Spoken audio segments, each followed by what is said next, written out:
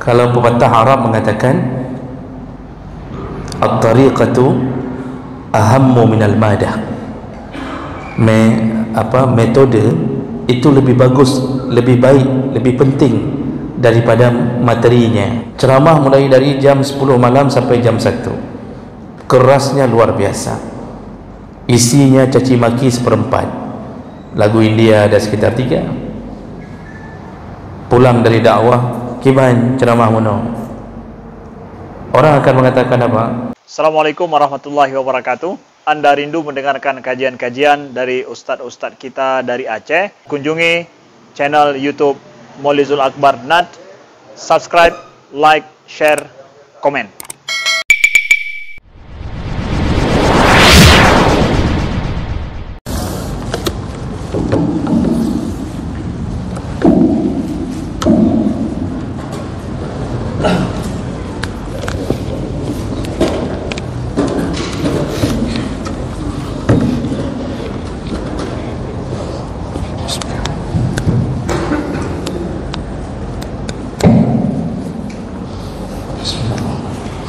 Assalamualaikum warahmatullahi wabarakatuh. Alhamdulillahi rabbil alamin, hamdan katsiran thayyiban mubarakan fihi. Asyhadu an la ilaha illallah wahdahu la syarika lah, wa asyhadu anna Muhammadan 'abduhu wa rasuluhul karim. Allahumma shalli wa sallim ala nabiyyina wa sayyidina al-Mustafa Muhammadin wa ala alihi wa ashabihi ajma'in, amma ba'd. Rabbi shrah li sadri wa yassir li amri wa hlul 'uqdatam min lisani yafqahu qawli. Segala puji bagi Allah, kemudian salawat dan salam kepada Rasulullah, pada keluarga dan seluruh sahabat-sahabatnya. Bapak-bapak dan ibu-ibu jemaah salat maghrib dan isya yang Allah muliakan, insyaallah. Di pertemuan kita yang lalu kita sudah membahas di antara adab ketika berdakwah atau mengajak kepada kebaikan, yaitu lihatlah waktu yang tepat, lihat kondisi yang tepat. Jadi jangan berdakwah di waktu yang tidak tepat,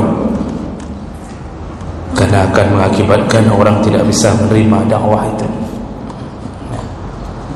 Jangan bangunkan orang yang sedang tidur hanya untuk mendengar kita.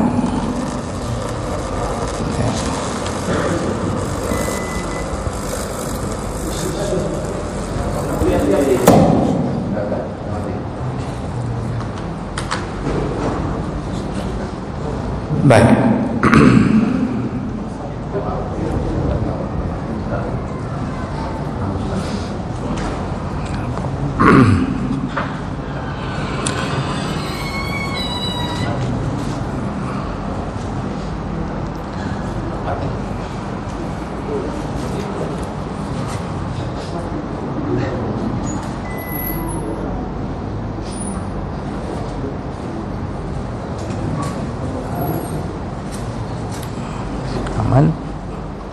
Ada masalah kan?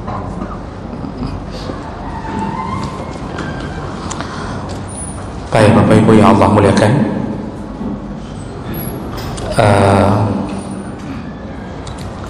kemudian juga kita sudah bahas di minggu yang lalu, di antara adab berdakwah adalah menjadikan berbagai fasilitas atau menggunakan berbagai fasilitas untuk berdakwah, mengikuti perkembangan zaman.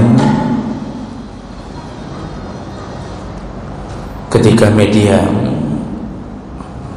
menjadi bacaan orang hari ini, maka jadikanlah media sebagai alat untuk berdakwah. Jadi gunakan Facebook, gunakan WA, apapun untuk berdakwah.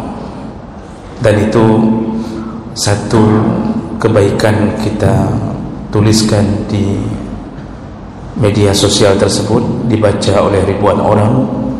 Ada 2 orang saja yang menyadari dan mengambil manfaat, maka itu menjadi amal jariah kita.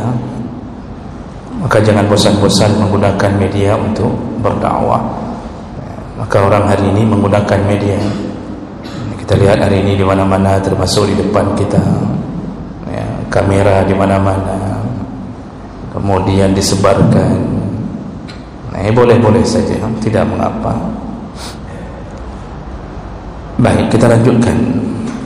Ada berdakwah berikutnya adalah ad-da'watu bil hikmah wal mau'azatil hasanah. Ketika menasihati atau mengajak orang melakukan kebaikan, maka lakukanlah dengan hikmah dan mau'izah, pelajaran yang baik, mau'izah hasanah. Bapak Ibu yang Allah muliakan, dalam surat An-Nahl 126 Allah katakan, ud'u ila sabili rabbika bil hikmati wal mau'izatil hasanah.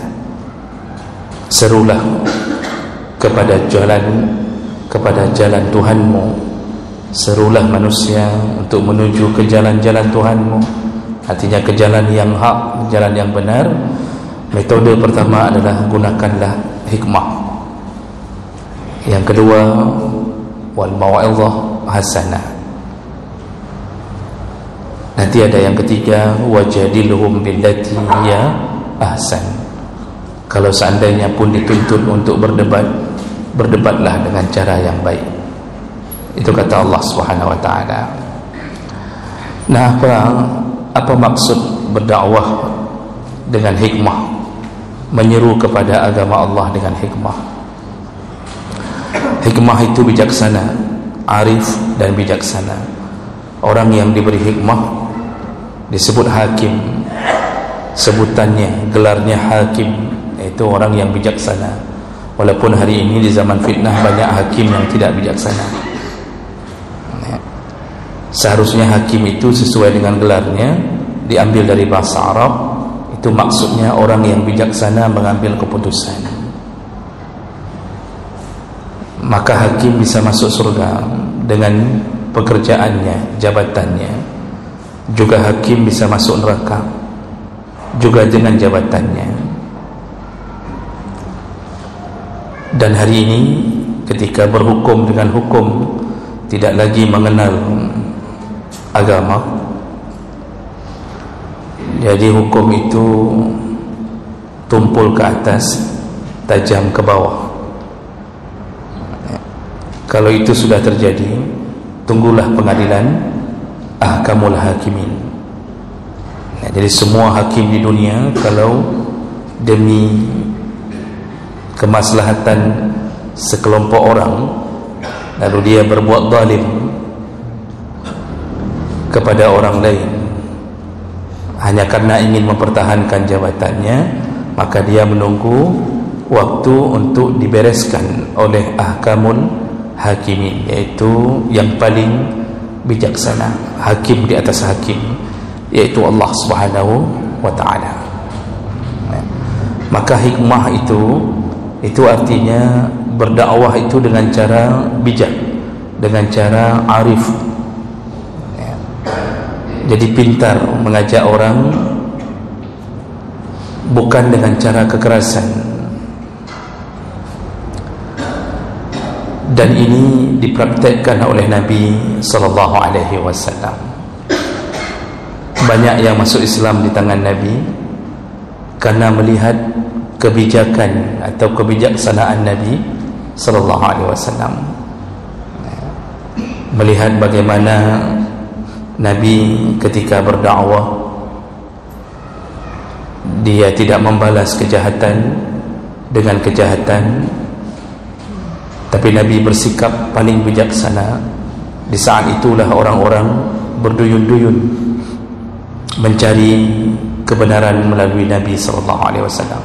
Dan ini dilakukan oleh para sahabatnya. Banyak yang masuk Islam dengan cara hikmah tadi. Kalau kita baca riwayat, Abu Bakar radhiyallahu anhu setiap pagi setelah solat subuh tiba-tiba menghilang tidak ada yang tahu kemana. Timbul rasa penasaran dari sahabat. Lalu salah seorang, yaitu Umar bin Khattab, menguntit Abu Bakar, kemana beliau selepas salat subuh keluar dari masjid, kemana beliau. Dan ternyata beliau menuju ke tengah padang pasir. Umar terus mengikutinya dari belakang, lalu melihat Abu Bakar ternyata mengetuk satu pintu dari gubuk yang ada di tengah padang pasir. Lalu kemudian beliau masuk. Umar menunggu dari luar. Abu Bakar tidak mengetahui bahwa diikuti oleh Umar. Kira-kira sekitar setengah jam atau lebih Abu Bakar keluar. Lalu Umar karena penasaran, dia mendatangi gubuk itu setelah Abu Bakar pergi. Dan ternyata di gubuk itu, dalam riwayat itu disebutkan bahwa tinggal seorang nenek tua yang ada yang menyebutnya sudah lumpuh. Lalu Umar setelah meminta izin, salam, dan ternyata dia masuk. Lalu dia bertanya, wahai nenek, apa yang dilakukan oleh orang tadi kepadamu? Nenek itu menjawab, setiap pagi dia datang lalu membawa gandum. Bukan hanya sekedar membawa, dia memasakkan untukku. Dialah yang selalu datang untuk memberi dan menyuapkanku makanan. Lalu Umar keluar dari pintu rumah itu dan tidak memberitahu kepada nenek itu siapa sebenarnya yang datang. Padahal yang datang presiden. Waktu itu khalifah, Abu Bakar sudah jadi khalifah. Yang datang presiden, dan tidak ada wartawan yang mengikutinya.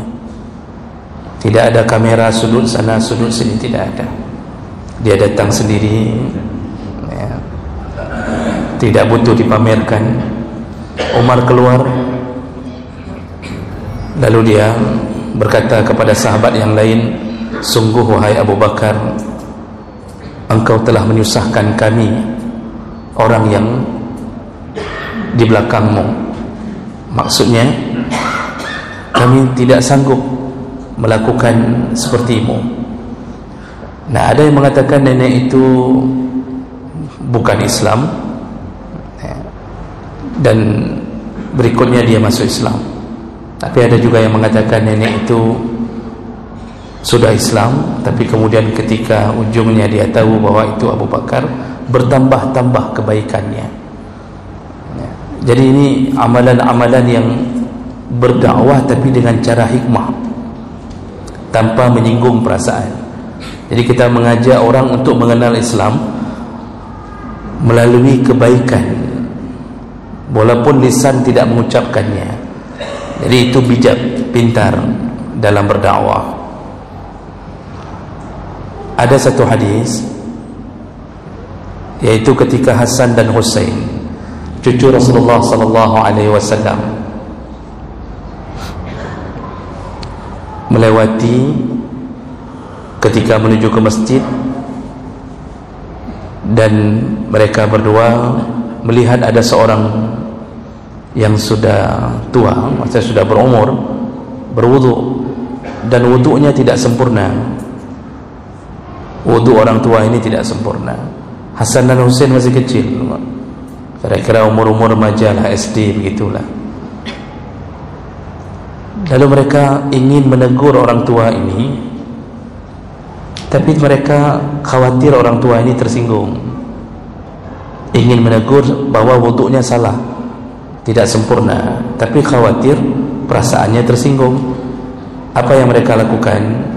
Hasan dan Husain kemudian bermusyawarah, berpura-pura bertengkar tentang masalah wudu di depan orang tua ini. Jadi dia dekati orang tua ini, lalu mereka berdua bertengkar. Orang tua ini kan begitu lihat cucu Nabi dua bertengkar ini, nah, dia tentu dia memperhatikannya.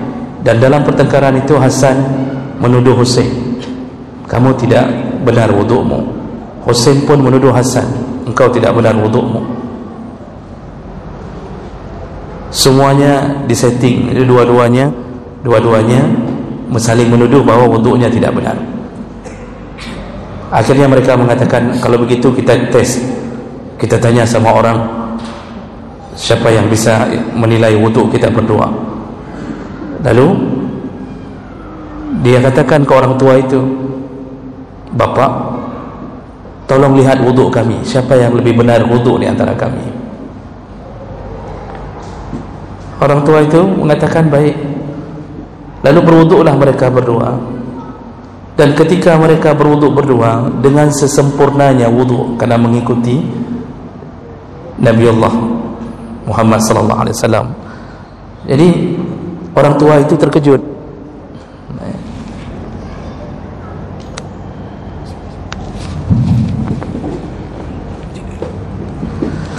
Orang tua itu terkejut melihat Hasan Husain begitu bagusnya wuduk mereka. Lalu dia merasa malu dan dia mengatakan, aku malu, wudukkulah yang salah. Begitu cara Hasan Husain menegur orang yang salah wuduknya.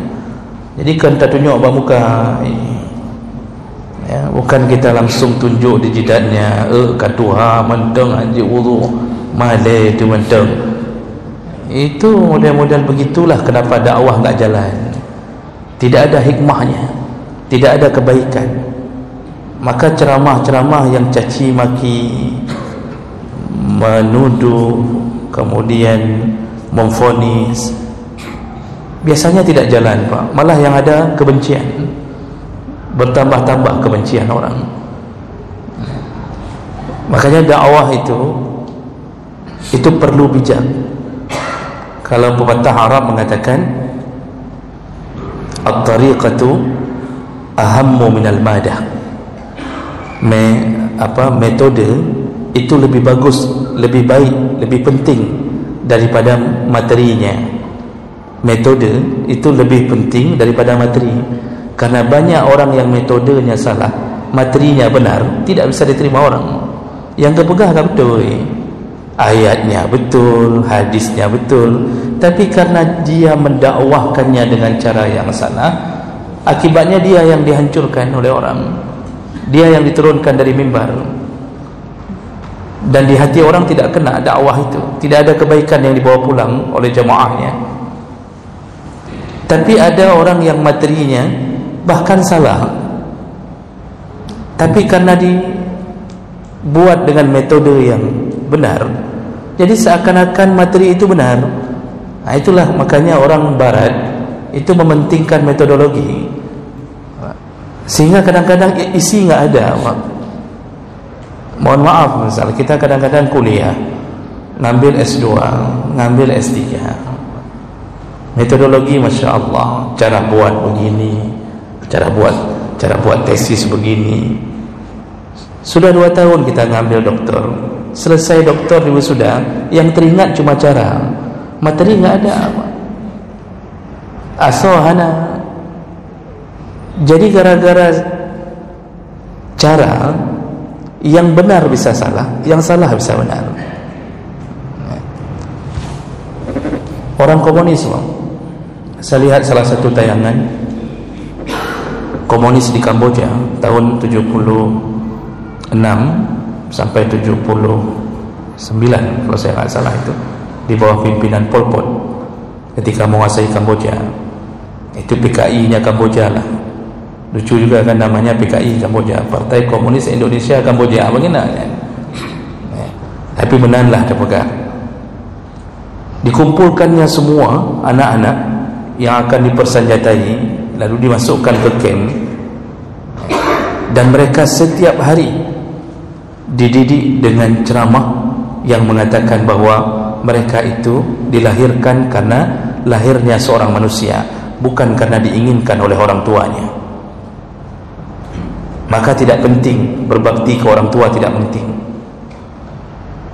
Kalian itu lahir bukan karena diinginkan lahir karena orang tua kalian berhubungan, hamil, melahirkan, lahir kalian bukan karena diinginkan.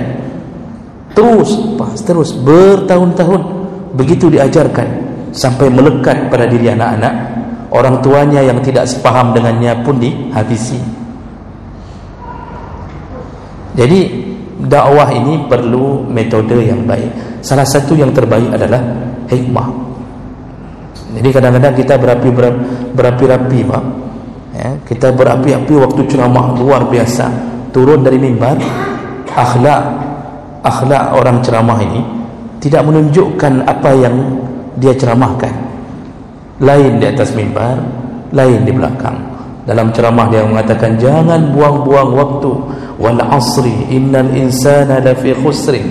Turun dia dari mimbar, dari mulai maghrib duduk di kopi sampai jam 12 malam duduk di kopi. Dan ini perlu diperbaiki, ya, perlu diperbaiki. Nah, konslet, bukan konslet. Mudah-mudahan tidak terjadi apa-apa. Baik. Jadi itu dakwah dengan cara hikmah, ya, dakwah dengan cara hikmah. Lalu ditambah lagi dengan mau'izah hasanah. Berilah pelajaran yang baik. Kalau berdakwah itu ketika memberi pelajaran, berilah dengan cara yang baik, dengan kelembutan. Selalu dakwah yang lembut itu, walaupun di awalnya nampaknya akan gagal, tapi ujungnya selalu berhasil. Rasulullah sallallahu alaihi wasallam diingatkan oleh Allah, "Fabima rahmatin minallah linta lahum walau kunta faddan ghalidhal qalbi lam faddu min hawlik." Ya. Dalam surah Ali Imran 159, Allah Subhanahu wa taala menyatakan dengan rahmat Allah, maka berlakulah lembut kepada mereka wahai Muhammad.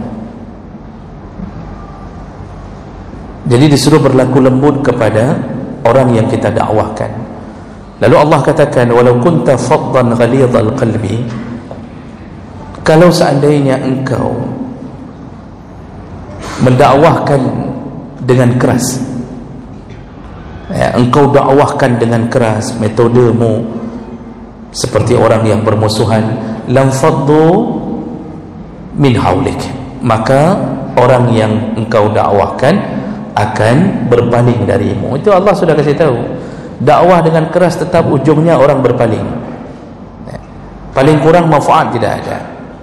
Ceramah mulai dari jam 10 malam sampai jam 1, kerasnya luar biasa, isinya caci maki seperempat. Lagu India ada sekitar 3. Pulang dari dakwah, kiman ceramah mono, orang akan mengatakan apa? Kok mantap ceramah gitu mana? Oh, luar biasa. Isinya orang memuji temenaknya, caci makinya dipuji. Ya. Supi logo cukup lagak. Orang mengatakan suaranya bagus sekali. Lagu India waktu dinyanyikan mafulan tu, oh masya Allah bagus sekali. Salat subuh yang datang ceramah kerana pulang jam 1, hendak sembahyang subuh menjadi. Ini akibat apa? Kita lupa inti dakwah itu memperbaiki. Tidak perlu keras. Hari ini gagal, tapi belum tentu besok. Lembut selalu berhasil. Kalau keras, Allah sudah katakan orang yang kita dakwahkan berpaling. Kita mungkin tak dakwahkan untuk semua orang, tapi coba fikir anak kita saja. Ketika kita keras, nampaknya dia taat. Jadi ketika sedikit masalah, kita gerubam-gerubum, kita tonjok, kita tempel dia di dinding, kita lengketkan dia di plafon, kita campak dia keluar jendela. Kadang-kadang jendela kita cabut, kita campak lagi ke muka dia. Lalu kemudian kita mengatakan ke orang, anak lumna, anak saya itu paling takut sama saya. Kalau sudah waktunya solat, bertuh di pelung, menyuhan kulit di. Kata kita, kalau dia enggak pergi solat, itu habis, saya buat habis. Nampaknya kita berhasil saat itu. Tapi ketahuilah, dia pergi menuju ke solat dalam keadaan takut dihambur oleh ayahnya. Dia takut rotan akan kembali mendarat di tubuhnya. Begitu dia besar sedikit-sedikit, ayahnya semakin lemah, dia makin besar, ayahnya makin kecil. Kita kan makin lama makin kecil, tulang kita itu menyusut kan? Anak kita tulang makin tinggi, sudah besar dia sama ayahnya. Ternyata dia tidak solat lagi. Kenapa tidak solat lagi? Hilang rasa takutnya pada ayahnya. Dulu dia solat karena takut dipukul, ternyata ujungnya gagal. Mau kita pukul hari ini, kita nggak sanggup lagi. Berani kita gertak, kita yang dilempar ke plafon. Akibatnya nol. Tapi ada orang yang lembut, cara dakwah lembut. Nak, ingat, seperti Luqman Al-Hakim, dia dudukkan anaknya, lalu dia mengatakan, la tusyrik billah, janganlah engkau mensyirikkan Allah. Inna syirka la dhulmun azim, syirik itu kejahatan, kezaliman paling besar. Ya bunayya, wahai anak mertua hlum. Bahasa Arab ya bunayya itu sudah pakai mertua itu. Kalau ya bani itu anakku saja. Wahai anak mertua hlum, itu ayahnya tu. Luqman Al-Hakim menyebutkan itu, terus dinasihat dengan baik-baik. Kita kadang-kadang melakukan itu, nampaknya gagal di awal. Dia antara ya dan tidak, antara takut dan tidak amat. Kadang-kadang tidak takut pun, terus saja. Kita tidak bosan-bosan mengatakannya, salat nak, kalau ayah meninggal jangan tinggalkan salat, jangan lawan ibumu. Mama pun mengatakan jangan lawan ayahmu, ingat-ingat perjuangan ayahmu. Terus lembut begitu saja. Nampaknya gagal, orang mulai mengejek, lagian cara kaneng, pandai ya dengar, kata orang. Begitu cara dakwah tu anak, mana ada didengar itu.